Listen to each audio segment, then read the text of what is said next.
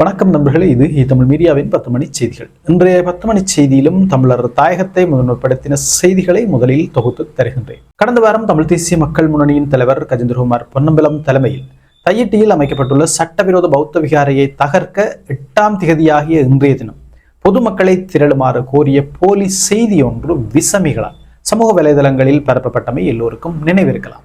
இந்த போலி செய்தியை உண்மை செய்தி என நம்பியிருந்த இராணுவத்தினரும் போலீசாரும் இன்று காலையிலேயே தையிட்டி விகாரை பகுதியில் அதன் பாதுகாப்புக்கென குவிக்கப்பட்டனர். 2 மணித்தியாலங்களுக்கு மேலாக தையிட்டி விகாரை பகுதியில் காத்திருந்த இராணுவத்தினருக்கும் போலீசாருக்கும் கடைசியில் ஏமாற்றமே மிஞ்சியது. போலி செய்தியில் குறிப்பிட்டபடி யாருமே அந்த விகாரையை தகர்க்க அங்கு அணிதிரளவில்லை. எனவே ஏமாற்றமடைந்த இராணுவத்தினரும் போலீசாரும் 2 மணித்தியாலங்களுக்கு பின்னர் முகாம்களுக்கு திரும்பி இருந்தனர். சட்டவிரோதமாக அமைக்கப்பட்டுள்ள இந்த பௌத்த விகாரையை பாதுகாக்கிறதுல உங்களுக்கு இருக்கிற கடமை உணர்ச்சிக்கு அளவே இல்லை. இந்த கடமை உணர்ச்சியை பாராட்டி ட்ரம்ப் அவர்கள் உங்களுக்கெல்லாம் விருது கொடுக்க வேணும் என்றதை நாங்கள் இந்த செய்தியில வலியுறுத்தி சொல்லுறோம். முல்லைத்தீவு விஸ்வமடு பகுதியில் இலங்கை போக்குவரத்து சபைக்கு சொந்தமான பேருந்தின் சாரதி மீது வாழ்வெட்டு தாக்குதல் நடத்தப்பட்டுள்ளது. யாழ்ப்பாணத்திலிருந்து முல்லைத்தீவு நோக்கி பயணித்த பேருந்தின் சாரதி மீது நேற்றிரவு வாழ்வெட்டு தாக்குதல் நடத்தப்பட்டுள்ளதாக போலீசார் தெரிவித்தனர். விஸ்வமடு பகுதியில் பயணிகளை இறக்குவதற்காக பேருந்து நிறுத்தப்பட்ட வேளை அடையாளம் தெரியாத நபரினால் இந்த வாழ்வெட்டு தாக்குதல் நடத்தப்பட்டுள்ளது. காயமடைந்த சாரதி கிளிநொச்சி மருத்துவமனையில் அனுமதிக்கப்பட்டிருக்கிறார். இதேவேளை இந்த தாக்குதலை நடத்திய நபரனை கைது செய்வதற்காக போலீசார் தேடுதல் நடவடிக்கைகளை முன்னெடுத்து வருவதாக தெரிவிக்கப்பட்டிருக்கிறது. இவ்வளவு நாளும் பஸ்ல மட்டும்தான் ஜனம் நிம்மதியா போய் வந்தது. இப்ப அந்த நிம்மதியும் பறிபோயிற்று. கடவுச்சீட்டு பிரச்சனைக்கு தீர்வு காணும் நோக்கில் யாழ்ப்பாணத்தில் புதிய குடிவரவு மற்றும் குடியகழ்வு திணைக்களத்தின் அலுவலகத்தை திறக்க முடிவு செய்யப்பட்டுள்ளதாக பொதுமக்கள் பாதுகாப்பு அமைச்சர் ஆனந்த விஜயபால தெரிவித்தார். பொது பாதுகாப்பு மற்றும் பாராளுமன்ற விவகார அமைச்சில் குடிவரவு மற்றும் குடியகழ்வுத்துறை அதிகாரிகளுடன் நேற்று இடம்பெற்ற கலந்துரையாடலின் போதே அவர் இதனை தெரிவித்திருக்கிறார். இதன்போது தினசரி வழங்கப்படும் கடவுச்சீட்டுகளின் எண்ணிக்கையை அதிகரிப்பதற்கும் திட்டமிட்டுள்ளதாக அவர் அங்கே குறிப்பிட்டிருக்கிறார். முன்னாள் ஜனாதிபதி கோட்டபாய ராஜபக்ச அவசரமாக அமைச்சரவையில இலங்கையினுடைய பெரிய பணக்காரர் தம்மிக்க பெரேராவை வெளிநாட்டு அமைச்சராக போட்டு அவர்கிட்ட காசுகளை சுருட்டுறதுக்கு சில வேலைகளை முன்னெடுத்தவை. அந்தாலும் அவசரப்பட்டு அமைச்சு பொறுப்புகளை பொறுப்படுத்தி யாழ்ப்பாணத்தில் ஒரு கடவுச்சீட்டு அலுவலகத்தை திறந்தது. 1 நாளோ 2 நாள் அந்த அலுவலகம் இயங்கினது, பிறகு பூட்டினவை. இந்த மாதிரி 1 நாள் 2 நாள் மட்டும் இயங்குறதுக்கான கடவுச்சீட்டு அலுவலகத்தை இனியும் யாழ்ப்பாணத்தில் திறக்க மாட்டீர்கள் என நம்புகிறோம். கச்சதீவு புனித அந்தோனியார் ஆலய திருவிழா எதிர்வரும் மார்ச் மாதம் 14ஆம் திகதி இடம்பெற உள்ளதாக நேற்று அறிவிக்கப்பட்டிருக்கிறது. இதன்படி யாழ்ப்பாணத்திலிருந்து கிட்டத்தட்ட 9000 பக்தர்கள் அந்த திருவிழாவில் கலந்து கொள்வார்கள் என எதிர்கூறப்பட்டிருக்கிறது. சிலவேளை திருவிழா நெருங்க இந்த எண்ணிக்கை அதிகரிக்கலாம் என்றும் எதிர்பார்க்கப்படுகிறது.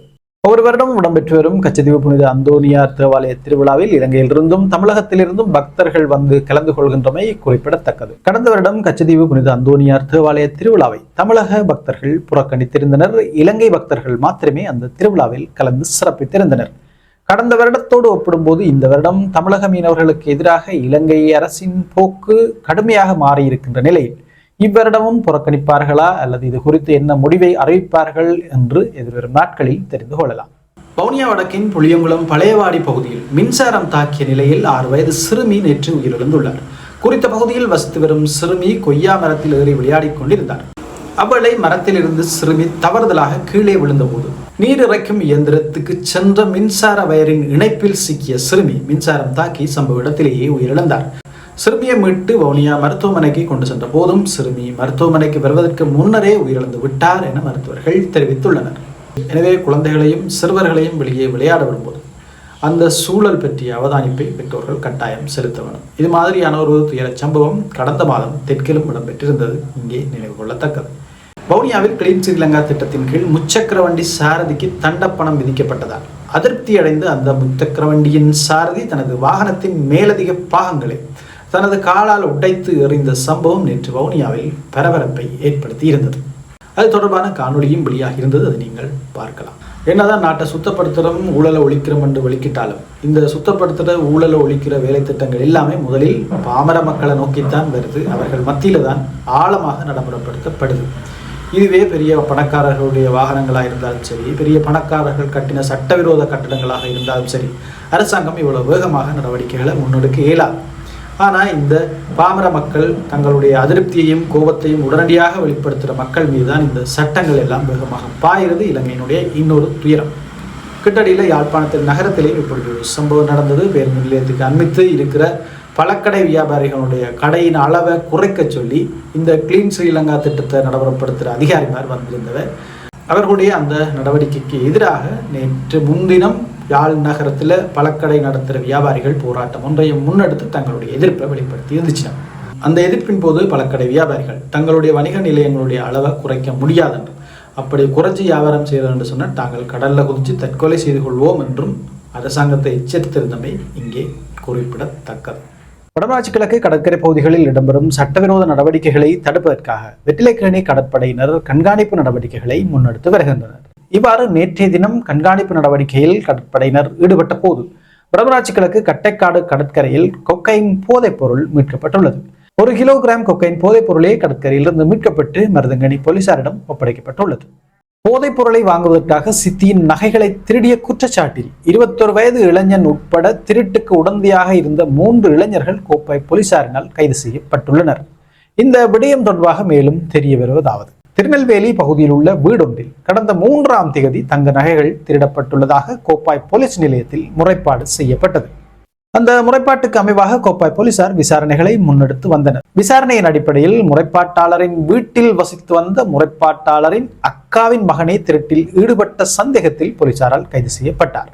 மேலும் சந்தேக நபரிடமிருந்து திருடப்பட்ட நகைகளில் ஒரு தொகுதியும் ஒரு தொகை பணமும் மற்றும் 2 கிராம் 400 மில்லிகிராம் ஹெரோயின் போதைப் பொருளும் போலீசாரினால் கைப்பற்றப்பட்டுள்ளன. கைது செய்யப்பட்ட நபர்கள் போதைப் பொருளுக்கு அடிமையானவர்கள் என்றும் போதைப் பொருளை வாங்குவதற்காகவே நகை திருட்டில் ஈடுபட்டுள்ளனர் என்றும் போலீசார் தெரிவித்துள்ளனர். இதேபோல நேற்று முன்தினமும் யாழ்ப்பாணத்தில் நூதனமான திருட்டுச் சம்பவம் ஒன்று இடம்பெற்றிருந்தது. யாழ்ப்பாணத்தில் தனித்திருந்த மூதாட்டி ஒருவரின் வீட்டுக்கு சென்ற சில நபர்கள் தம்மை அரசு துறை அதிகாரிகள் என அறிமுகம் செய்து தாம் வெள்ளத்தினால் பாதிக்கப்பட்டவர்களுக்கு நிவாரணம் வழங்குவதற்கான பதிவு எடுப்பதற்காக வந்துள்ளோம் என அவருக்கு சொல்லி இருக்கின்றனர். அவரும் பதிவுகளை கொடுக்கின்ற சம நேரத்தில் அந்த வீட்டில் இருந்த பணத்தை கொள்ளையடித்துவிட்டு அந்த அதிகாரிகள் அங்கிருந்து தப்பிச் சென்றுள்ளனர். யாழ்ப்பாணத்தில் திருடுறதுக்கான முறைமைகளை விதம் விதமாக கண்டுபிடிக்கணும். இந்த நூதனமான திருட்டு எண்ணங்கள் எல்லாம் எப்படி வருது என்றுதான் தெரியல. யாழ்ப்பாண மாவட்டத்தில் அதிக சத்தங்களுடன் ஒலி பெருக்கிகளை ஒலிக்கவிடும் ஆலயங்களுக்கு எதிராக சட்ட நடவடிக்கை எடுக்கப்பட உள்ளன என்று யாழ் மாவட்ட பதில் செயலாளர் பிரதீபன் நேற்று தெரிவித்தார். நேற்று மாவட்ட செயலகத்தில் இடம்பெற்ற ஊடகவியலாளர் சந்திப்பில் கலந்து கொண்டு இந்த விடயத்தை அவர் தெளிவுபடுத்தி இருக்கிறார். ஆலயங்கள் மற்றும் வேறு நிகழ்வுகளில் பயன்படுத்தப்படும் ஒலி பெருக்கிகளால் அசௌகரியங்கள் ஏற்படுவதாக தொடர்ச்சியாக நமக்கு முறைப்பாடுகள் கிடைக்கப்பெற்று வருகின்றன. அதனால் ஆலயங்களில் ஒலிபெருக்கிகளை பயன்படுத்தும் போது மாணவர்கள் மற்றும் வயோதிபர்களுக்கு இடையூறு ஏற்படாத வண்ணம் பயன்படுத்த வேண்டும். குறிப்பாக இரவு வேளைகளில் கல்வி கற்கும் மாணவர்களுக்கு இந்த ஒலிபெருக்கிகள் மூலம் இடையூறு ஏற்படுவதை நாங்கள் அறிந்திருக்கின்றோம்.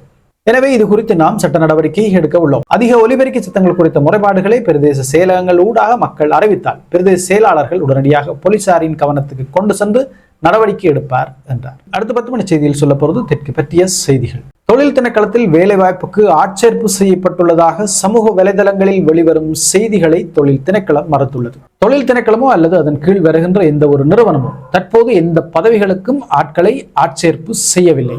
இந்த பொய்யான பதிவுகளுக்கு பதிலளிக்கவோ அல்லது தனிப்பட்ட தகவல்களை பகிர்ந்து கொள்ளவோ வேண்டாம். மேலும் ஒரு முறை மட்டும் பகிர்ந்து கொள்ளக்கூடிய கடவுச்சொல், வங்கி கணக்கு விவரங்கள், தொலைபேசி இலக்கங்கள் உள்ளிட்ட எந்தவித தகவல்களையும் யாருக்கும் வழங்க வேண்டாம் என்று தொழில் திணைக்களம் பொதுமக்களுக்கு அறிவுறுத்தியுள்ளது. இலங்கை திருநாட்டில் டிஜிட்டல் திருட்டுகள் அதிகரித்து வருகின்றது. வெவ்வேறு விதமான முறைகளில் இந்த திருட்டுகள் அதிகரித்து வருகின்றது. இந்நிலையில் சமூக வலைதளங்களில் அரச வேலைவாய்ப்புகளுக்கு ஆட்களை இணைத்துக் கொள்கிறோம் என்ற பெயரில் அண்மை நாட்களாக இந்த மாதிரியான திருட்டு வேலைகள் இடம்பெறுகின்றன. எனவே இது குறித்து வேலைவாய்ப்பு தேடுவோர் கவனமாக இருக்க வேண்டும். நாளாந்த பத்திரிகைகள் மற்றும் அரச இதழ் எனப்படுகிற வர்த்தமானி அறிவித்தல் மற்றும் வெள்ளிக்கிழமைகளில் வெளிவருகிற தினகரன் பத்திரிகை இவற்றின் மட்டுமே அரசு வேலைவாய்ப்புகளுக்காக கொடுக்கும் விளம்பரங்கள் வெளிவரும். எனவே இவற்றை கவனித்து உரிய வேலைவாய்ப்புக்கு நீங்கள் விண்ணப்பிக்கலாம் என்பதை நாங்கள் ஒரு தகவலாக இந்த 10 மணி செய்தியில் சொல்லிக் கொள்ள விரும்புகிறோம். போலீஸ் விசேட அதிரடிப்படையின் கட்டளை அதிகாரியாக பணியாற்றிய சிரேஷ்ட போலீஸ் மா அதிபர் சட்டத்தரணி வருண் ஜெயசுந்தர உட்பட பல சிரேஷ்ட போலீஸ் அதிகாரிகள் இடமாற்றம் செய்யப்பட்டுள்ளனர். அவர்களில் சிரேஷ்ட போலீஸ் மா அதிபர்கள் மற்றும் பிரதி போலீஸ் மா அதிபர்களும் அடங்குவதாக தெரிவிக்கப்பட்டுள்ளது. தேசிய போலீஸ் ஆணைக்குழுவின் அனுமதிக்கு அமையவே இந்த இடமாற்றங்கள் செய்யப்பட்டுள்ளதாகவும் எதிர்வரும் 12ஆம் தேதியிலிருந்து இந்த இடமாற்றங்கள் நடைமுறைப்படுத்தப்படும் எனவும் தெரிவிக்கப்பட்டிருக்கிறது. அண்மையில் ஜனாதிபதி அனுரகுமார் திசாநாயக்க தேசிய போலீஸ் ஆணைக்குழு குறித்து தன்னுடைய அதிருப்தியை வெளியிட்டிருந்தமை இங்கே குறிப்பிடத்தக்கது. உப்பு இறக்குமதிக்கு சுகாதார அமைச்சின் உணவு கட்டுப்பாட்டு பிரிவினால் உரிமங்கள் வழங்குவதில் ஏற்பட்டுள்ள தாமதங்கள் காரணமாக நாட்டில் உப்பு தட்டுப்பாடு மேலும் அதிகரிக்கும் என உப்பு உற்பத்தியாளர்கள் சங்கம் அறிவித்துள்ளது.